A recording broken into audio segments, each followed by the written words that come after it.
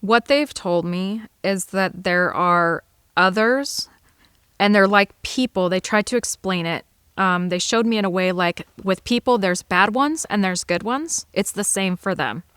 There's bad ones. They come from the same place, but there are bad ones and there are good ones.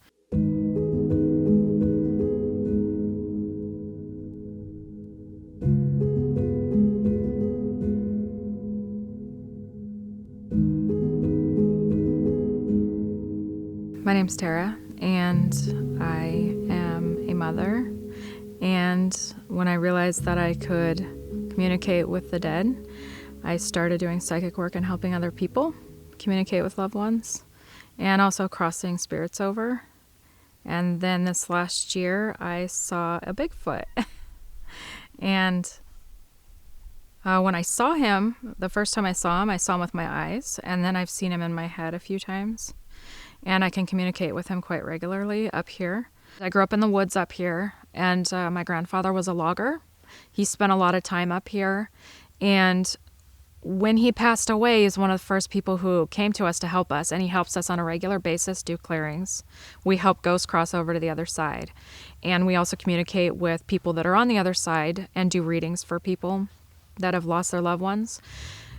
But when Grandpa passed away, he told us to come up and go to the mountains and do, there's a sacred spot up here that we can work, and it's different than any other spot. There's several of them in the world, but you have to have that one spot. It keeps the bad energy out so you can focus on the good energy. So he basically just told us which way to drive, and we just followed. We just went in the direction he said, and we stopped where he told us to stop and found the spot that we were supposed to work in. And so we've been doing that for a few years.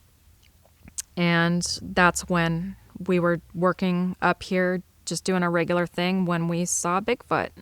We were up here doing a clearing one day, and we heard a noise, and we looked over, and it wasn't like 20 feet away, and he was standing there. And he's just standing there staring at us, and it scared us because we didn't know there were any here, and we'd never seen one or never even thought they existed, whether they did or they didn't. So it was kind of scary at first, but then we realized that he's just looking at us. He isn't being aggressive. He's not throwing things at us or anything. So we kind of looked at him. Then we talked about it. So we looked at each other, and we looked back. He was gone. Didn't make a noise, nothing. And so we're like, well, crap, they exist. So that was kind of scary, but at the same time really cool because we actually saw him. So after that, we come up about once a week, and we came up and we were sitting there, and we started hearing knocking sounds, and it would knock. It would start to the right and knock, and then there'd be another one. It'd go all the way around us, but really quick. So we're wondering who's doing it, and how is it going so quickly around us? And so we asked the other side, because we communicate with the other side, and they told us that it's actually not Bigfoot that's doing it. There's another creature that lives in the same dimension. They do the knocking to take attention away. And so they can pop in and out of dimensions just like Bigfoot can, to kind of scare you or, make you look a certain place, kind of draw your attention. And they were just showing us what they do. It wasn't to scare us or run us out. They were just kind of showing us how what the knocking is. So then after that, we saw them a couple more times, and I can see him in my head, and I saw him and his family, a little one and a medium one and a adult female. And they come to this area. The other side told us they come to this area from their dimension because they like it here. And then they showed me what their dimension looks like, and it's very similar to ours, but they have some differences. The trees are different. There's also a stone that he actually gave me. And there's this stone that they have there in big pillars. And it's like a crystal looking stone. And that they use that somehow for energy in their dimension. And so we've seen, he actually left a piece of that for me, and in the shape of his foot, actually, which is kind of cool. And I had brought my daughters up one time, and she didn't know anything about it. We hadn't talked about them with her, and she saw them too. And she gave the exact description. The little kid, the medium one, and the female and the male. And she saw them up in the trees behind where we had seen them. When we first saw Bigfoot, the other side told us they prefer to be called Aeolin. And it's the name that they prefer to be called and also where they come from. It's the same name. And they actually don't like to be called Bigfoot. It's like a derogatory term to them. So we just call them Aeolin, which is Aylyn, and they spelled it for us. They do not speak to us in English. The way that I communicate with them is telepathic, and I have heard them make noises. And he's the male that we've seen. He's actually said my name in his language, which is a grunting sound, and I couldn't recreate it. But they don't speak in English. The other side has to translate what they're saying. Otherwise, he'll telepathically give me symbols, or he'll show me facial expressions, or he'll show me something that will let me know what he's talking about. But for words, the other side has to translate that. One of the first things that he showed me was that when the Native Americans lived on this land, and they lived directly on the land that we do our work on, and he showed me a Native American sitting on the ground, crisscross, and him or others like him sitting with the Native Americans. And the way that he showed me that they communicated was they would stick their hands on top of the Native Americans' hands, and they were able to transfer energy that way and communicate that way. And they lived with them, and they interacted with them on a regular basis. And it was very prevalent up in this area. They actually showed me the areas in which they would be with the Native Americans up here. And it was easy for them to communicate because the Native Americans, they said, were so open to the spiritual world and other dimensions. And they were able to receive the messages very easily like I received them. It was the same type of way. One of the reasons Aeolin has told me that they come here, and this family in particular, is for food. The food here, I don't know if it's better or it's more plentiful here than on their dimension. But when they did show me their dimension, I didn't see any food there. There was plants and that sort of thing, but the wildlife, from what I saw, there was not as plentiful as it is here. They also like it here. They just simply like being here. So it's very easy for them to get here, and they like it here. They like to be here. So that's one of the reasons that they come here. So they've showed us that they can go in and out. It's kind of strange. It's like they'll be there 1 minute and they're not. It's almost like a bright light that I can see in my head, but you can also hear a popping sound. So it's like a flash of light, and they'll go through like a door, and they can come right back out. They can also they can be there and you can't see them. They can be on the other side of the veil, so to speak, and see you, but you can't see them. But when they actually come in as a physical form, it's like you can hear a popping sound, and a bright light will kind of flash. And I've seen it as a white light.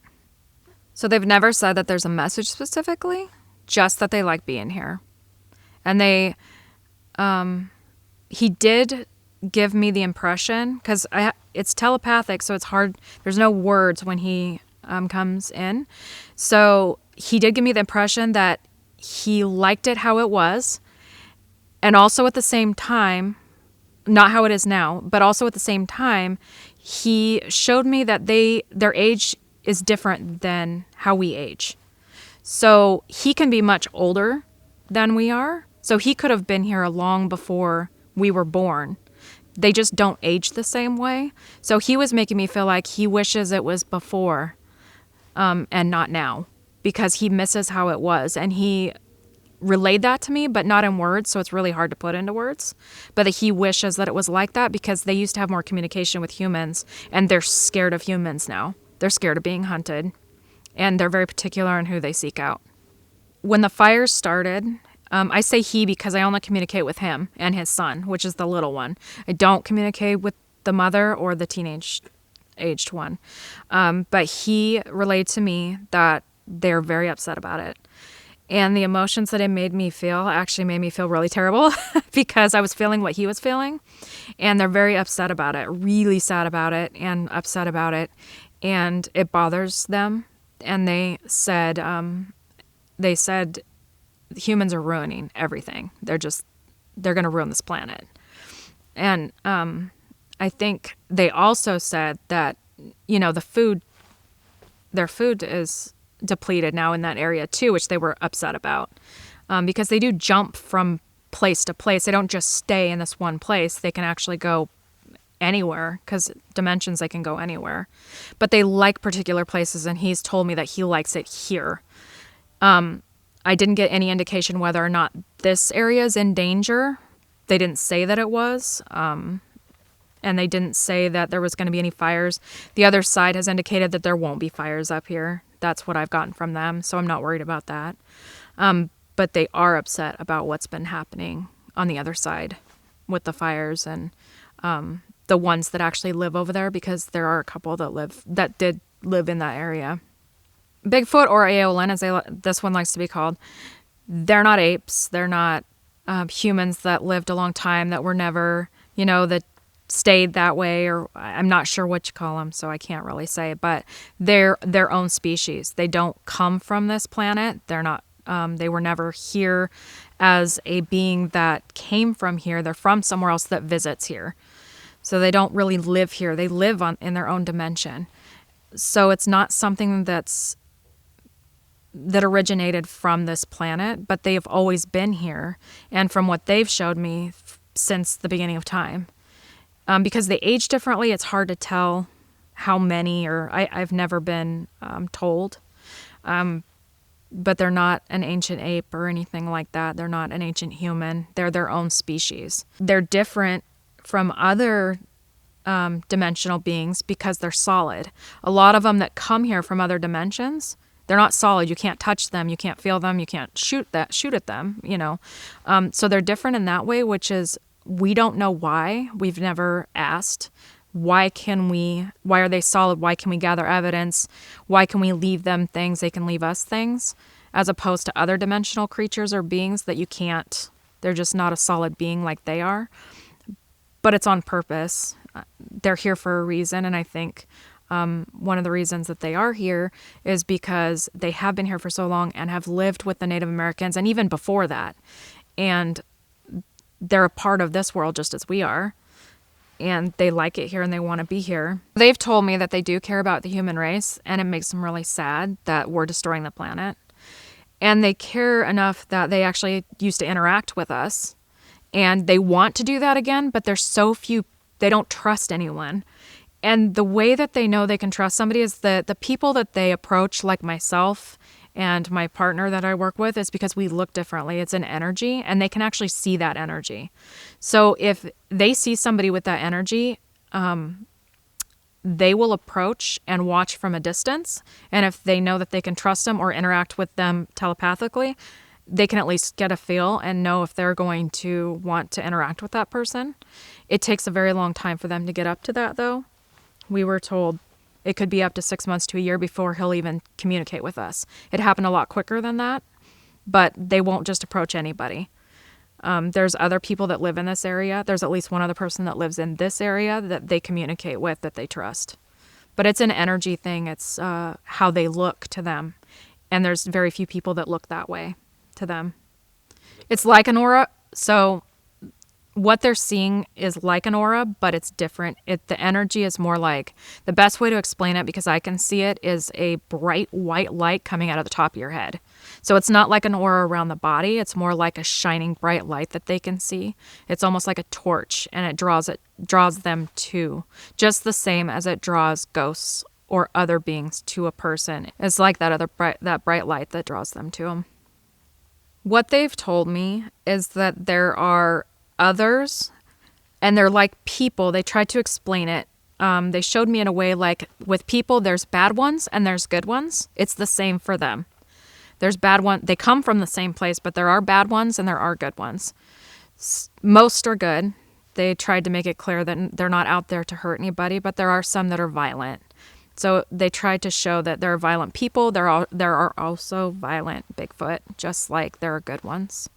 Responded some of the time as well with that, and then I don't know. To me, Did you all just hear that? Yeah. yeah, Oh, am I the only one that heard that? no. To be honest with you, I thought it was I maybe felt like it here. a hungry tummy or something. I heard it with my ears. I don't know, unless it was his. It wasn't mine. Pressure in my head. I heard that. Okay, maybe you got it on audio. Yeah, I did. We did. So the way that it's changed my life, talking to or communicating with Aolin, is that it makes me feel like there's things out there that most people could be afraid of, but I'm not afraid of it. And I feel like we're close. I can come up here and I can communicate with him, but I can also be at home. And if I try to think of him and call him, he'll come to me, which I never thought would be possible until it happened. So it's changed in the outlook that there's more out there that we just don't know about. There's things out there that we don't even imagine. I would have never imagined that he existed. And then once he did exist, I would never imagine that he would communicate with me, because I'm not any different than anybody else. So why me? I don't know. But I think he knows that I'm not out to get him. I'm not out to get evidence, to take pictures and try to get him caught. And he knows that. So I think he's more open to communicate with people who want the same thing as him. They want the safety of the forests. They want the safety of him and his family, which is what I want. So I think it's changed my life because there's just so much good out there that we don't even know exists. And he's part of that. And he takes care of the forest too, which is nice. I mean, they all do. All Bigfoot, I think they're out there taking care of things and making sure that people don't come in here and ruin things. I guess that's probably why they throw rocks at people that are doing bad things. I don't know. But I think that they definitely take care of things, and it's changed my life knowing that they're there and I'm not afraid of them. And I feel safer actually being out here with him here rather than scared. They're aware when people are coming to search for them. If it's their area, they're going to be aware of that. Because they can see us, we may not be able to see them. So they're aware of it. The ones that are caught on camera, from what I've gotten, either don't care or it's a complete mistake. They're not paying attention. They're doing their own thing. But if they're used to being in one area and they're not roaming or foraging, they're usually pretty aware of people coming and going, and they can tell. Just like I can tell with energy, we can tell if there's humans up here because the energy's different. They can do the same thing. They have purposely made themselves known to people, especially to scare people out. So for instance, in the late 60s, when the two hunters caught the Bigfoot walking through, it looked like grass, and then stepped over a log, she didn't care. She didn't care that they saw her. She did not care they were there. She knew that they weren't going to do anything to her, so it didn't matter that they were there. She knew that they weren't a threat either. So in the different dimensions, there's several different dimensions. Some people can feel vibrations. Some people can see the vibrations, which will look wavy. I see them as flashes if I see them open up. But they're at different levels. So the lower that you go, so the lower frequencies are denser. I can feel those easier than I can feel like the middle ones, and then I can feel the higher ones the easiest. They're a lighter, it's really hard to put into words. But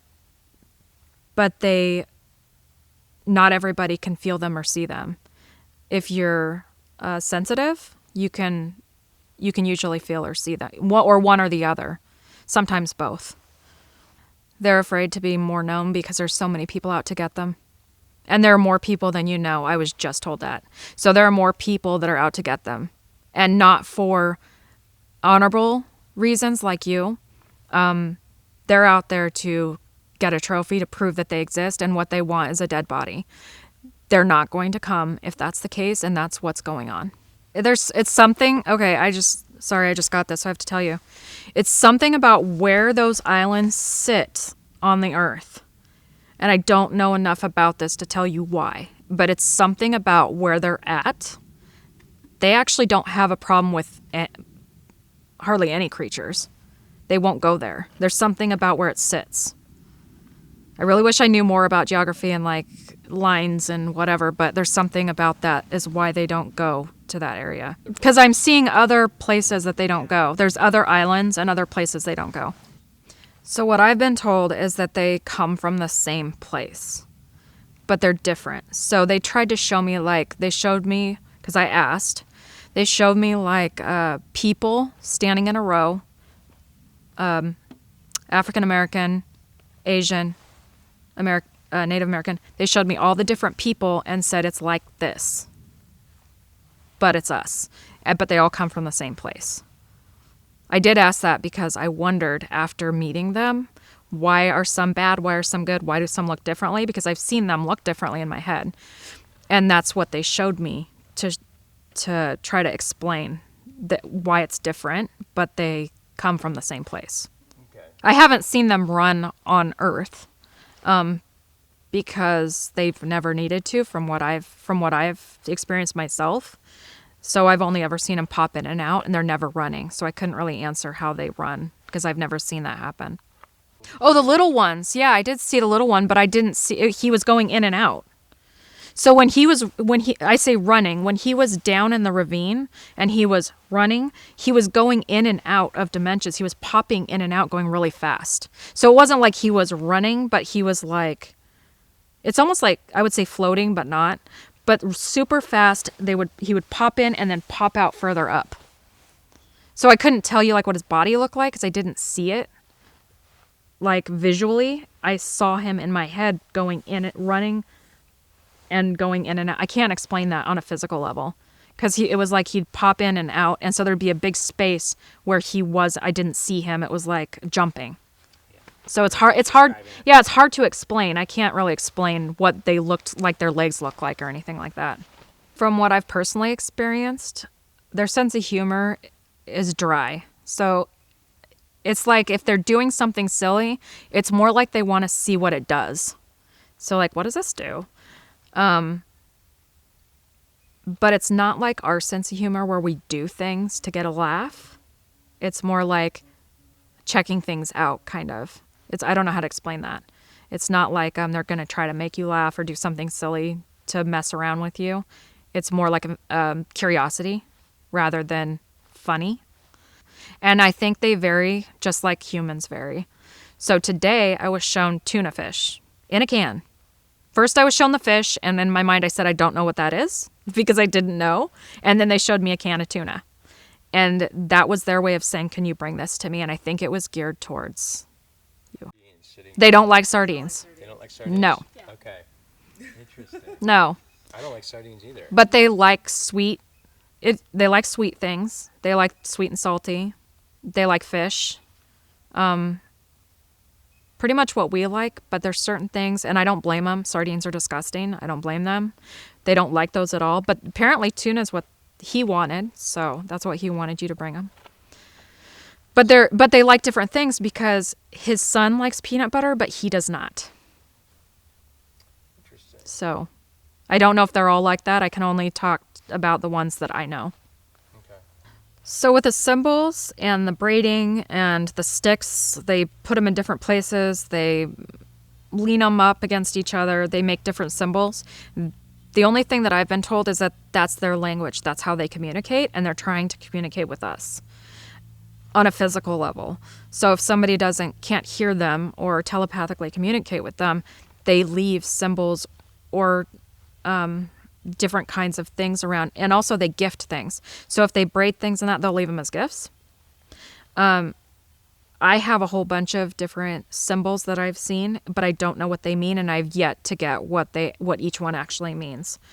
The only one that I know what it means is the X, and that's basically don't come here. It's a marking.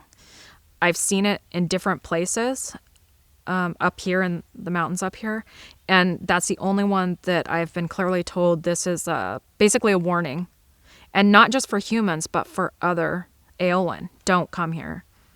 But that's the only one I know at this time. I don't know what the others mean. There's been several I've seen, but I don't know what they mean yet. Orbs are interesting because orbs, they can be angels, ghosts, spirits, and they can be anything that comes from another dimension. It's not just one thing. They can be anything that has energy. So when people see Bigfoot and they're seeing orbs maybe at the same time or near the same time, they're seeing something that is in the same area because they're everywhere. I mean, spiritual creatures, spiritual ghosts, everything, they're all over the place. So it makes sense that something that's coming from another dimension, they're going to see things from other dimensions too. And pretty easily, if they can see Bigfoot, especially if he came out of another dimension or something like that, or if they're prone to see spiritual beings or anything like that, they could see that with their eyes, but they are not related to Bigfoot. It's completely different. They don't come in as orbs. So the lesson to take from Aolin or Bigfoot is that they're here because they want to be here, and they're here and they will communicate with people if you have the right intentions, and they know it if you do or you don't. But if people are out there trying to hunt them and they're going to be out there destroying the forest and causing problems, you're going to see less and less of them. They're not going to come around.